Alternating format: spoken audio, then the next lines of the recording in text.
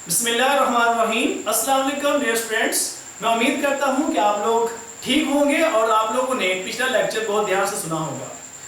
आज का लेक्चर पिछले लेक्चर के लिए और जो नेक्स्ट चैप्टर है उसके लिए बहुत अहमियत रखता है। तो मैं आप लोगों से गुजारिश करूंगा कि आप लोग ये वीडियो लेक्चर्स जो भी आप सुनते हैं इसको मैक्सिमम लोगों तक आप पहुंचाएं ताकि बाकी लोग भी इससे फ़ायदा हासिल कर सकें और साथ साथ चैनल को भी सब्सक्राइब करते रहें ताकि आपको हर नया लेक्चर मिलता रहे। तो डियर स्टूडेंट्स, आइए हम देखते हैं कि सेल साइकिल के अंदर चेक पॉइंट्स क्या होते हैं। डियर स्टूडेंट्स, पिछले लेक्चर में मैंने ये बात की थी कि हर फेज के अंदर कुछ चेक पॉइंट्स होते हैं जो कि अगली फेज को डिटरमिन करने के लिए होते हैं। तो मैं आप लोगों से एक क्वेश्चन पूछता हूं जो मुझसे भी पूछा गया, बहुत इंटरेस्टिंग क्वेश्चन है, आप लोगों के लिए बड़ी इंफॉर्मेशन है इसमें, कि हम देखते हैं कि इंटरफेस के अंदर 3 सब फेजेस हैं, G1 फेज, S फेज और G2 फेज। तो मुझे क्वेश्चन का आंसर दें कि हम G1 फेज इस वजह से कहते हैं क्योंकि इट स्टैंड फॉर गैप, क्योंकि ये फर्स्ट गैप है। S को इस वजह से कहते हैं क्योंकि वो सेंसिस फेज है, और G2 की इस वजह से G2 कहते हैं क्योंकि वो गैप 2 है। गैप से मुराद यहाँ पे स्टूडेंट्स क्या है? गैप ज्यादातर इस मीनिंग में लिया जाता है क्योंकि यहाँ पे सेल के अंदर थोड़ी मतलब आप कह सकते हैं कि एक वक्फा है, एक ऐसा ड्यूरेशन है जिसमें चंद एक चीजें बनती हैं अगली फेज के लिए, फिर S फेज में कुछ चीजें बनती हैं, तो G2 फेज में जाता है सेल जाता है, फिर G2 फेज में कुछ चीजें बननी है तो वो M फेज के लिए जाता है। इस वजह से इसको हम G1 को गैप 1 कहते हैं, G2 को गैप 2 कहते हैं। तो मेरा क्वेश्चन स्टूडेंट ये है कि S फेज को फिर गैप क्यों नहीं कहते? S फेज को हम सेंसिस फेज इसलिए कहते हैं क्योंकि इसमें डीएनए तैयार होता है। तो G1 फेज में भी तो बेशुमार चीजें तैयार होती हैं, उसको हम S फेज क्यों नहीं कहते? जबकि G2 में भी बेशुमार चीजें तैयार होती हैं, उसको हम G2 क्यों कहते हैं, उसको हम सेंसिस फेज क्यों नहीं कहते? सिर्फ डीएनए तैयार होने पे हम इसको सेंसिस फेज नहीं कहते, याद रखिएगा। मेरा क्वेश्चन आई थिंक सो आप समझ गए होंगे कि हम इनको गैप 1 गैप 2 कहते हैं, हालांकि चीजें तो यहाँ भी सिंथेसाइज हो रही हैं, इनको सेंसिस क्यों नहीं कहते? या S को हम गैप क्यों नहीं कहते? हालांकि यहाँ भी चीजें कुछ ऐसे तैयार होती हैं जो अगली फेज के लिए चाहिए। तो आइए हम इसकी डिटेल पढ़ते हैं। तो आपके सामने मैंने ये सेल साइकिल को दोबारा से पेश किया है। तो यहाँ पे स्टूडेंट्स देखिए, मैंने एक वर्ड लिखा है चेक पॉइंट्स। चेक पॉइंट्स क्या होते हैं? ये वर्ड मैं पहले डिस्कस कर चुका हूँ, ये पॉइंट मैं पहले डिस्कस कर चुका हूँ, लेकिन आज मैंने डिटेल इसके मुताबिक ही डिस्कस करनी है। तो ये देखते हैं, मैंने लास्ट टाइम आपसे एक बात कही थी काइनेज के बारे में। मैंने कहा था साइक्लिन डिपेंडेंट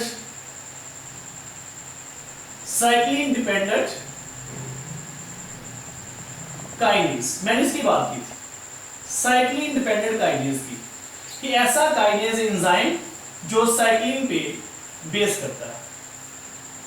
तो ये क्या है स्टूडेंट्स? याद रखिएगा, चेक पॉइंट्स 2 जगह पे होते हैं। पहला चेक पॉइंट होता है G1 फेज पे और दूसरा होता है G2 फेज पे। इनके 2 जगह पे मतलब आप कह सकते हैं कि चेक पॉइंट्स हैं। अब यहां पे गौर कीजिएगा स्टूडेंट्स कि इनको गैप क्यों कहा गया? इस वजह से गैप कहा गया है, पहले इसका आंसर सुन लें, क्योंकि सेल 2 जगह पे अपने आप को रोक सकता है, यानी कि जहां पे सेल डिवाइड होना स्टॉप कर सकता है। पहला है G1 फेज, ये ऐसी फेज है जहां पे सेल रुक सकता है, यानी कि आप ये कह सकते हैं कि सेल साइकिल से एग्जिट हो सकता है और ये G0 फेज में चला जाता है। लेकिन बेशुमार सेल ऐसे भी हैं जो G2 फेज में आगे रुक जाते हैं, G2 फेज में आगे रुक जाते हैं। याद रखिएगा, जो सेल G0 फेज में रुके और सेल साइकिल से बाहर निकल जाए वो सेल डिवाइड नहीं होगा जब तक वो वापस नहीं आता। या आप ये भी कह सकते हैं कि अगर सेल G1 में रुक गया तो यहां से सेल आगे डिवाइड नहीं होगा। लेकिन अगर सेल यहां से गुजर के S फेज में आ जाता है, अगर S फेज में आ जाता है तो सेल अपनी सेल डिवीजन को मुकम्मल करेगा। अब जरा गौर करें, अगर फर्ज करें यही सेल है, एस फेज में से गुजर, यहां पे कहीं नहीं रुका, यहां पे एस फेज में आ गया और G2 फेज में आगे वो रुक गया, तो क्या सेल साइकिल मुकम्मल करेगा? जी करेगा। वो कैसे कि इसका जो नेबरिंग सेल होगा, यानी कि उसमें अगर माइटोसिस हो रही है तो वो माइटोसिस होने की वजह से वो इसके अंदर भी, ये आप ये कह सकते हैं कि इंडक्शन करेगा, इंड्यूस करेगा, जिसकी वजह से ये सेल अपनी माइटोसिस को मुकम्मल कर लेगा। यानी कि आप ये कह सकते हैं कि दो जगह पे सेल रुक सकता है, एक G1 यानी कि गैप 1 और दूसरा G2 गैप 2। इसी वजह से इनको गैप कहते हैं कि यहां पे भी गैप पड़ सकते हैं, यहां पे भी सेल जो है वो गैप में आ सकता है। That's why they are called as gap 1 and gap 2। इसका मतलब हरगिज़ नहीं है कि यहाँ पे चीजें तैयार नहीं होती और इसको हम सिंथेसिस नहीं कह सकते, या इस यहाँ पे चीजें एस फेज में चीजें तैयार होती हैं इस वजह से इसको सिंथेसिस कहते हैं, इसको गैप नहीं कहते। तो रीजन ये है स्टूडेंट्स कि G1 फेज के अंदर सेल अपने आप को स्टे कर सकते हैं, G2 में भी स्टे कर सकते हैं। G1 में स्टे कर गया तो वो या तो सेल साइकिल से बाहर निकल जाएगा, यहाँ पे स्टे करेगा, तो सेल आगे प्रोसीड नहीं करेगा, माइटोसिस नहीं होगी। और अगर सेल यहां से निकलकर एस फेज में आ जाता है तो माइटोसिस होगी। अगर दो कंडीशन है, या नॉर्मल होगी या डिपेंडेंट होगी। अगर G2 फेज में सेल आ गया है और सेल रुक गया है तो ये जो G2 फेज में सेल आया है ये आगे मजीद डिवाइड होगा नेबरिंग सेल की इंडक्शन की वजह से। तो ये चंद एक चीजें थी। फिर हम देखते हैं कि G1 फेज के अंदर कुछ प्रोटीन्स बनती है। याद रखना स्टूडेंट्स, ये जो सेल साइकिल है it is regulated by proteins, regulated by proteins. यानी कि आप ये कह सकते हैं कि सेल के अंदर सेल रेगुलेटेड प्रोटीन्स पाई जाती हैं जो सेल की डिवीजन को रेगुलेट करती है। तो ये जो पूरा सेल साइकिल है ये कैसे रेगुलेट होता है, कौन कंट्रोल करता है? प्रोटीन्स कंट्रोल करती है। तो दो जगह पे चेक पॉइंट्स हैं, नंबर 1 G1 फेज में और नंबर 2 G2 फेज में। G1 फेज के अंदर ये इसके अंदर G1 फेज में या इस स्टेज के अंदर जो प्रोटीन्स बनती हैं they are important for S phase. ये एस फेज के लिए जरूरी होती है। और G2 फेज में जो प्रोटीन होती हैं they are essential for mitosis या एम फेज। ये चीजें स्टूडेंट आपने याद रखनी है। वो प्रोटीन कौन सी है वो मैं आपसे आज डिस्कस करने जा रहा हूं। देखिए हम वापस इस टॉपिक पे आते हैं, साइक्लिन डिपेंडेंट काइनेज। यहां गौर करें स्टूडेंट्स, ये आपके पास एक काइनेज एंजाइम है। मैंने ये एंजाइम बनाया है, ये आपके पास इसकी डायग्राम नजर आ रही है आपको। ये है काइनेज, इसको मैंने नाम लिखा हुआ है एस काइनेज। क्यों एस का नाम दिया है तो ये G1 में, लेकिन ये इस्तेमाल जाके एस में होना है। इसने एस फेज को आगे ट्रांसफर करना है। देखते हैं हम, अगर सेल G1 फेज में रुक जाता है तो ये एंजाइम यहां पे नहीं होंगे, ये एंजाइम इनएक्टिव फॉर्म में ही रहेंगे। एंजाइम अगर है तो इनएक्टिव फॉर्म में रहेंगे, यहां पे सेल रुका हुआ है जिस वजह से एस फेज मुकम्मल नहीं हुई। अच्छा देखते हैं हम, तो S kinase it is actually dependent on S cyclin protein. इसको एस साइक्लिन क्यों कहा है, ये भी एस फेज के लिए है। तो स्टूडेंट्स जब S kinase S cyclin protein के साथ मिलता है, दोनों आपस में मिलते हैं, तो इनसे बनता है एक्टिव एंजाइम। ये स्टूडेंट्स आप कह सकते हैं कि एंजाइम एक्टिवेट हो गया। कौन सा एंजाइम? S kinase. तो एस काइनेज किस पे डिपेंड करता है? साइक्लिन प्रोटीन पे। साइक्लिन प्रोटीन होगी तो एस काइनेज एक्टिव होगा। अब ये एंजाइम एक्टिव फॉर्म में है। नाउ दिस एंजाइम, कौन सा enzyme? Active S kinase enzyme. ये क्या करता है? एटीपी में से एक फास्फेट को लेता है, ये एक फास्फेट लेता है और इस फास्फेट को प्रोटीन के साथ मिला देता है। यही है वो प्रोटीन जो सेल को रेगुलेट करती है। तो ये प्रोटीन, ये एंजाइम ने काम किया। ये तो एंजाइम ने स्टूडेंट्स क्या किया? इस एंजाइम ने, एक्टिव एंजाइम ने क्या किया? इस एंजाइम ने एटीपी का फास्फेट ग्रुप लिया और उसको डाल दिया किसमें? प्रोटीन के अंदर। Now this protein is very essential for S phase.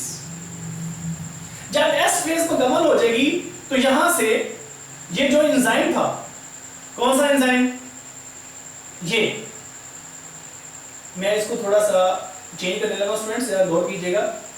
यहां पे थोड़ी सी चेंजिंग आनी थी।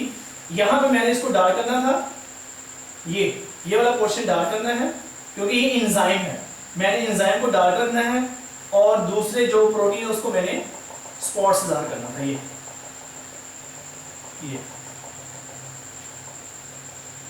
ये छोटे मोटे मामला ऐसे हो जाते हैं।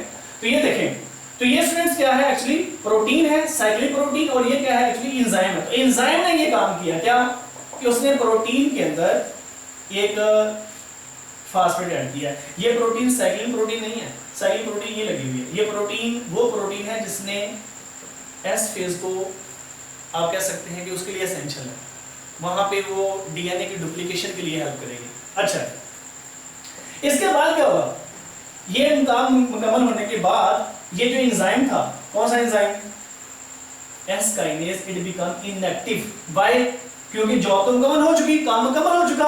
अब ये जो एस काइनेज साइक्लिन प्रोटीन थी, साइक्लिन प्रोटीन ये क्या हो जाएगी, डिस्ट्रॉय हो जाएगी। ये स्टूडेंट क्या हो जाएगी, डिस्ट्रॉय हो जाएगी। लो ये प्रोटीन है, प्रोटीन के साथ ये होती है फास्फोरिलेटेड प्रोटीन, इसके अंदर फास्फेट होता है। यही एक्चुअली इस स्टेज के लिए बहुत ज्यादा इंपॉर्टेंट है, जिसने डीएनए की डुप्लीकेशन करनी है। नेक्स्ट देखते हैं हम स्टूडेंट्स, यहां पे डीएनए की डुप्लीकेशन होगी, यहां पे इस वजह से इसको हमने नाम दे दिया क्या, एस फेज। नेक्स्ट देखते हैं, अब सेल चला गया है एस फेज में। अब यहां पे क्या होगा, G2 फेज के अंदर कुछ प्रोटीन ऐसी बनेगी जो कि एम फेज के लिए जरूरी है। किसके लिए स्टूडेंट जरूरी है, एम फेज के लिए। तो यहां पे एंजाइम कौन सा होगा, एम काइनेज। क्यों, यहां पे वो चीजें चाहिए जो एम फेज के लिए जरूरी है। तो यहां पे एंजाइम कौन सा है, एम काइनेज, और प्रोटीन कौन सी है, एम साइक्लिन। ये दोनों मिलेंगे तो क्या बना, यहां पे हम ये कहेंगे कि एम काइनेज कंबाइंस विद किसके साथ, एम साइक्लिन, दोनों आपस में जुड़ गए। आप ये भी कह सकते हैं M kinase M cyclin complex बना। क्या बना स्टूडेंट्स, ये जो ग्रीन कलर का नजर आ रहा है ये एंजाइम है, और ये जो स्टूडेंट्स आपके पास ब्लू नजर आ रहा है ये साइक्लिन प्रोटीन है। ये दोनों आपस में मिले तो कॉम्प्लेक्स बना। अब ये एंजाइम क्या करेगा, ये फिर एक एटीपी का मॉलिक्यूल, एटीपी के मॉलिक्यूल में से फास्फेट लेगा और प्रोटीन में ऐड कर देगा। ये किसने किया, एंजाइम ने। फिर ये जो प्रोटीन है it is very essential for M phase, M phase के लिए बहुत जरूरी है ये प्रोटीन। और क्या होगा फिर, एंजाइम विदाउट, ये एंजाइम है, ये एंजाइम विदाउट किसके बगैर, एस साइक्लिन के बगैर दोबारा से इनएक्टिव हो जाएगा, और ये एम साइक्लिन क्या हो जाएगी स्टूडेंट्स, ये टूट जाएगी, डिस्ट्रॉय हो जाएगी। तो दो जगह पे प्रोटीन चाहिए, एम फेज के लिए और एस फेज के लिए। एम फेज की, एस फेज की प्रोटीन G1 बनाएगी, और एम फेज की प्रोटीन कौन बनाएगा स्टूडेंट्स, G2 फेज। इनको हम चेक पॉइंट्स भी कहते हैं, ये दोनों को, G2 चेक करेगी M को, और G1 चेक करेगी S को। इस तरह से ये आप कह सकते हैं कि ये मुकम्मल होता है। तो इस वजह से हम कहते हैं कि cell cycle is actually regulated by proteins. Cell cycle actually is regulated by किससे, प्रोटीन से रेगुलेट होता है। तो ये स्टूडेंट्स बहुत अहम पॉइंट्स हैं जो मैंने आप लोगों के साथ डिस्कस किए हैं। ये आपके कहीं सिलेबस में मेंशन नहीं है, लेकिन it is very essential for your knowledge. एक और बात स्टूडेंट्स बड़ी अहम, कि मुझे कुछ चंद एक क्वेश्चंस स्टूडेंट्स से मेरे से पूछे हैं, मैं आप लोगों से पूछता हूं। एंटी टेस्ट में क्वेश्चन आते हैं, ये कवर करेंगे इसको। एक क्वेश्चन है कि एस फेज में डीएनए डबल होता है या क्रोमोसोम्स। जी स्टूडेंट्स आप बताएं, एस फेज में डीएनए डबल होता है या क्रोमोसोम डबल होते हैं एस फेज में। तो याद रखिए स्टूडेंट्स, डीएनए डबल होता है, क्रोमोसोम का नंबर सेम रहता है। डुप्लीकेट होता है डीएनए, ना कि क्रोमोसोम, क्रोमोसोम की तादाद उतनी ही रहती है। फिर एक और क्वेश्चन कि क्विसेंट फेज क्या होती है। क्विसेंट फेज स्टूडेंट्स कहते हैं जी नॉट फेज को, जी नॉट फेज को क्विसेंट फेज भी कहते हैं। एक इक्वेशनल डिवीजन किसे कहते हैं, ये क्वेश्चन था, व्हाट इज इक्वेशनल डिवीजन। तो स्टूडेंट्स ये equational division actually M phase को कहते हैं, एम फेज को कहते हैं क्योंकि इसमें क्रोमोसोम इक्वल डिवाइड होते हैं, इस वजह से इसको इक्वेशनल फेज कहते हैं। अच्छा, इस लेक्चर के बाद हमने जो लेक्चर डिस्कस करना है वो एक्चुअली है माइटोसिस फेज या माइटोटिक फेज या माइटोसिस कह लें, माइटोसिस। तो उससे पहले मैं चंद एक आप लोगों से बातें डिस्कस करना चाहता हूं। स्टूडेंट्स एस फेज में आपको पता है कि सेंट्रियोल भी डुप्लीकेट होते हैं, सेंट्रियोल्स दे डुप्लीकेट। ये भी डुप्लीकेट हो जाते हैं। और आपको पता है सेंट्रियोल्स क्या सॉरी सेंट्रोसोम क्या होते हैं? Do you know what are centrosomes? Centrosomes दो सेंट्रियोल को मजमूई तौर पर सेंट्रोसोम कहते हैं, यानी कि दो सेंट्रियोल्स को कलेक्टिवली हम क्या कहते हैं स्टूडेंट? सेंट्रोसोम कहते हैं। जरा गौर कीजिएगा। आइए इधर सेल की तरफ आएंगे। ये फर्स्ट करें स्टूडेंट्स आपके पास एक सेल है, ये एक सेल है। चलिए मैं इससे भी एक सेल पहले वैसा बना लेता हूं। ये एक सेल है, suppose that this is a cell, here is a nucleus. यहां पे फर्स्ट करें स्टूडेंट्स आपके सामने दो क्या है जी? सेंट्रियोल्स हैं which are right angle triangle to each other. ऐसे मैं इन दोनों सेंट्रियोल्स को मजमूई तौर पर एक नाम दे सकता हूं, क्या? सेंट्रोसोम। स्टूडेंट्स ये सेंट्रोसोम डुप्लीकेट हो जाता है एस फेज में। जी बताएं किसमें? एस फेज में ये डुप्लीकेट हो जाता है। कौन? सेंट्रोसोम। यानी कि आप कह सकते हैं कि अगर यहां पे दो सेंट्रियोल हैं तो एस फेज के बाद सेल के अंदर कितने आ जाते हैं जी? 4। और याद रखना ये इंटरफेज के दौरान ही, एस फेज के बाद कह लें, G1 G2 फेज में कह लें, ये इंटरफेज में ही एक दूसरे से अलग होने लग जाते हैं। यानी कि आप ये कह सकते हैं कि ये सेंट्रोसोम, ये सारा सेंट्रोसोम, यानी कि दो हैं तो अगर दो सेंट्रियोल हैं तो सेंट्रोसोम, अगर 4 हैं तो सेंट्रोसोम्स कह ले। ये सेंट्रोसोम्स, इनको अब मैं क्या कहूंगा स्टूडेंट? सेंट्रोसोम्स। तो centrosome they begin to divide कब? इंटरफेज। कब? इंटरफेज में ये डिवाइड हो जाते हैं, मतलब ये दोनों एक दूसरे से अलग अलग हो जाएंगे। ऐसे मतलब एक, अगर मैं इसको जरा यहां से रेज कर दूं तो मैं एक यहां बना देता हूं, ये तो ये कब हुआ? इंटरफेस में हुआ। लेकिन प्रोफेज में आके ये फर्ज करें प्रोफेज में आके क्या होता है स्टूडेंट्स? मैं ये डिटेल इंशाल्लाह आप लोगों को माइटोसिस में बताऊंगा, लेकिन यहां पे मैं चंद एक पॉइंट्स आपसे डिस्कस करना चाह रहा हूं। वो उसमें प्रोफेज में क्या होता है कि एक सेंट्रोसोम एक पोल पे आ जाता है और दूसरा सेंट्रोसोम दूसरे पोल पे आ जाता है। यानी कि आप ये कह सकते हैं कि यहाँ पे माइग्रेशन हो जाती है, मुकम्मल तौर पर यहाँ शिफ्ट हो जाता है। यानी कि डिवीजन स्टार्ट कहाँ हुई थी सेंट्रोसोम की? इंटरफेज में, लेकिन मुकम्मल तौर पर माइग्रेशन कहाँ पे आगे हुई है? प्रोफेज में। अब बड़ी इंपॉर्टेंट बात है, माइटोसिस से पहले आपको ये चीजें पता होना चाहिए कि सेंट्रोसोम्स और सेंट्रोसोम में फर्क है। सेंट्रोसोम्स यानी कि दो सेंट्रोसोम है तो ये डिवाइड हो जाते हैं, तो ये एक सेंट्रोसोम है, ये दूसरा सेंट्रोसोम है, ये दो पोल बन गए हैं, इसको बाइपोलैरिटी भी कह सकते हैं। ये आपके सामने है। अच्छा, एक सेंट्रोसोम से क्या स्टूडेंट मैंने कहा है? एक सेंट्रोसोम से या दो सेंट्रियोल से 3 सेट निकलते हैं माइक्रोट्यूब्यूल्स के। कितने स्टूडेंट्स? 3 सेट निकलते हैं किसके? माइक्रोट्यूब्यूल्स के। इनमें से मैं इनको वन बाय वन नाम बताता हूं। ये पहले जो सेल से बाहर की तरफ रेडिएट हैं या अराइज हो रहे हैं, इनको स्टूडेंट्स नाम देते हैं एस्टर्स। क्या कहते हैं इनको जी? एस्टर्स। इनका काम साइटोकाइनेसिस में है। ये इधर भी ऐसे होंगे एस्टर्स या एस्ट्रल माइक्रोट्यूब्यूल्स। क्या स्टूडेंट्स? Astral microtubules. आप लोगों को एक ये बात का पता होना चाहिए कि क्रोमोसोम, ये फर्ज करें स्टूडेंट्स एक क्रोमोसोम है, क्रोमोसोम के सेंटर को कहते हैं सेंट्रोमियर। पता है ना? वेरी गुड, बोला करें, पता है ना जी?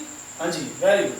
तो सेंट्रोमियर, इस सेंट्रोमियर को, ये डिस्क जो ये डिस्क है सेंटर में, इसको क्या कहते हैं? सेंट्रोमियर। इस सेंट्रोमियर के ऊपर यहाँ पे एक प्रोटीन का रीजन है जिसको क्या कहते हैं?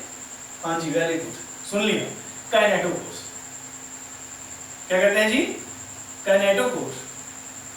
तो काइनेटोकोर कहते हैं। अच्छा, ये कितने क्रोमोसोम है जी? ये एक क्रोमोसोम है, वेरी गुड, ये क्रोमोसोम है। ये इसके आर्म्स हैं, ये दो इसके आर्म्स हैं, लेकिन ये एक क्रोमोसोम है, इसको एक क्रोमेटिड भी कह सकते हैं, डाटर क्रोमेटिड। यार गौर कीजिएगा, ये यहां पे देखें, जरा इधर देखें। चले मैं आपके सामने एक और क्रोमोसोम बनाता हूँ, ये क्रोमोसोम है जी, ये बात वैसे मैंने पहले बताई हुई है, ये क्रोमोसोम है। इस क्रोमोसोम को हम डुप्लीकेटेड क्रोमोसोम कहते हैं, ये भी एक क्रोमोसोम है, लेकिन इसके अंदर 2 क्रोमेटिड्स हैं। ये पूरा का पूरा इस तरह से ये एक क्रोमेटिड होगा, यानी कि ऐसे आप कह सकते हैं ये इस तरह से ये एक क्रोमेटिड है, ये दूसरा क्रोमेटिड है। Do you know what is chromatid? The exact copy of chromosome, मतलब ये क्रोमोसोम है ना जी, इसकी बिल्कुल ऐसी एग्जैक्ट कॉपी बनेगी।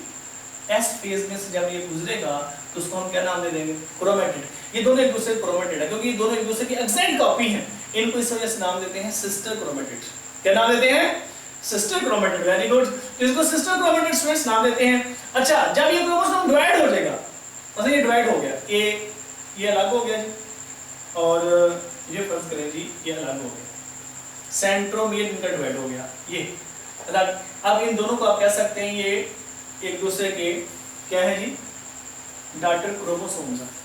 क्या स्टूडेंट्स? ये डॉटर क्रोमोसोम, ये क्रोमोसोम बन गए, ये 2 क्रोमोसोम बन गए। जब ये अलग अलग हो गए 2 क्रोमोसोम बन गए, तो यहाँ पे गौर करेंगे आपके सामने स्टूडेंट्स एक क्रोमोसोम है, इसके सेंटर में फर्ज करेंगे सेंट्रोमियर। क्या स्टूडेंट्स? ये सेंट्रोमियर। पहला सेट कौन सा है जी? Extra microtubules. दूसरा सेट वो है स्टूडेंट्स जो सीधा जाके ये कैनेटोकोर के साथ मिलता है। ये जितने क्रोमोसोम होंगे उतने ही ये सेट निकलेंगे। मतलब ये एक क्रोमोसोम था ना जी, तो एक तरफ से आके दूसरी तरफ से, माइटोसिस में ऐसे होता है। इनको क्या का नाम देंगे हम? इनको नाम देंगे हम कैनेटोकोर स्पिंडल्स। क्या कहेंगे जी? कैनेटोकोर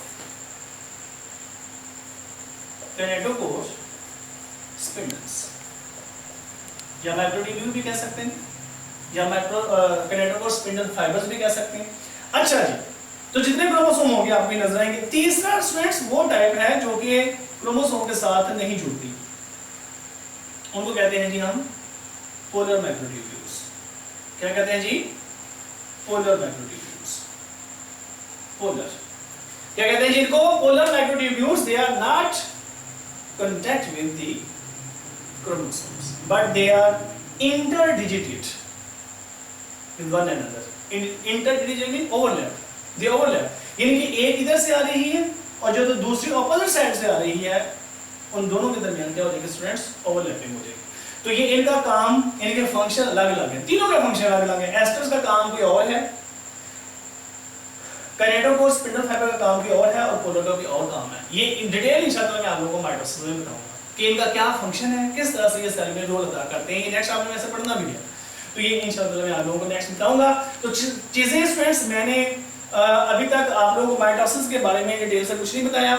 अभी मैंने आप ये कह सकते हैं माइटोसिस के लिए आपको रेडी कर रहा हूँ। ये चीजें बहुत इंपॉर्टेंट थी, ये आप लोग मेजॉरिटी स्टूडेंट्स के लिए, मेजॉरिटी लोगों के लिए ये नई चीजें होंगी। तो मेरा लेक्चर बेशुमार मेरे कोलीग भी सुनते हैं, मेरे फ्रेंड्स भी सुनते हैं। तो जो मेरे कोलीग्स हैं, स्पेशली जो बायोलॉजी के टीचर्स हैं और प्रोफेसर्स हैं, मैं उनसे भी ये रिक्वेस्ट करूंगा कि ये अपने स्टूडेंट्स तक ये मैक्सिमम शेयर करें, ताकि मैक्सिमम लोगों तक ये नॉलेज पहुंच सके। बहुत शुक्रिया, अपना बहुत ख्याल रखिएगा। अल्लाह ताला आप लोगों को हमेशा कामयाब करे। अल्लाह हाफ़िज़।